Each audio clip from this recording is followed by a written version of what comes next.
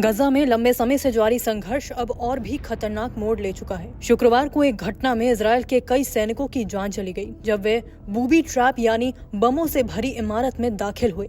सैनिकों के प्रवेश के कुछ ही पलों बाद वे इमारत ढह गई और मलबे में दबकर कई जवानों की जान चली गई। इस घटना ने इस पूरे युद्ध को एक नए चरण में पहुंचा दिया। हमास के सैन्य प्रवक्ता अबू उबैदा ने इस घटना के बाद एक तीखी चेतावनी जारी की।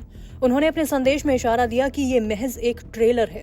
उन्होंने कहा कि हमारे लड़ाके नबियों के वारिस हैं और वे डेविड के पत्थरों से गिदोन के रथों पर वार कर रहे हैं। ये बयान प्रतीकात्मक जरूर है, लेकिन इसके पीछे गहरी रणनीतिक सोच छिपी है। अबू उबैदा ने इजरायली नागरिकों को भी ललकारते हुए कहा, या तो वे अपनी सरकार को नरसंहार रोकने के लिए मजबूर करें या अपने बेटों को ताबूत में देखने के लिए तैयार रहें। इस हमले के बाद इजरायली मीडिया ने भी स्वीकार किया कि हमास ने जमीनी हमले के इस चरण के लिए गंभीर तैयारी की थी। ये घटना बताती है कि हमास अब गुरिल्ला वॉरफेयर के उस स्तर पर पहुंच गया है जो इजरायल के लिए भारी पड़ सकता है। दूसरी ओर इस लंबे संघर्ष के बीच एक और नाम फिर से चर्चा में आ गया है, वो है हिजबुल्लाह। अक्टूबर 2023 के बाद जब इजरायल और हमास के बीच युद्ध शुरू हुआ तो हिजबुल्लाह ने भी सीमित रूप से मोर्चा खोला था, लेकिन फिर कुछ समय बाद वे शांत हो गया। मगर अब संकेत मिल रहे हैं कि हिजबुल्लाह कुछ बड़ा प्लान कर रहा है। ईरान के विदेश मंत्री अब्बास अरागची की हालिया लेबनान यात्रा और हिजबुल्लाह प्रमुख नईम कासिम से मुलाकात ने नई हलचल पैदा कर दी है।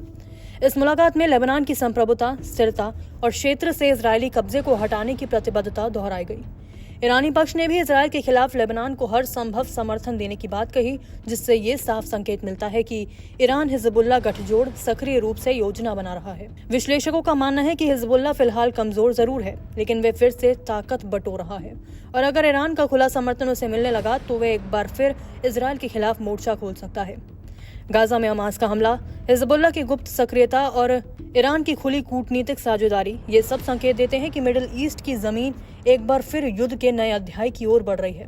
आगे क्या होगा ये इस बात पर निर्भर करेगा कि इजरायल इस घात और चेतावनियों को कितनी गंभीरता से लेता है और हिजबुल्लाह अगला कदम कब और कहां उठाता है।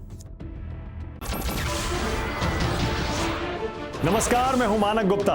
अगर आपको हमारा ये वीडियो पसंद आया हो तो इसे लाइक और शेयर जरूर करें और हाँ, हमें सब्सक्राइब और फॉलो करना ना भूलें ताकि आप देश और दुनिया की कोई खबर मिस ना करें।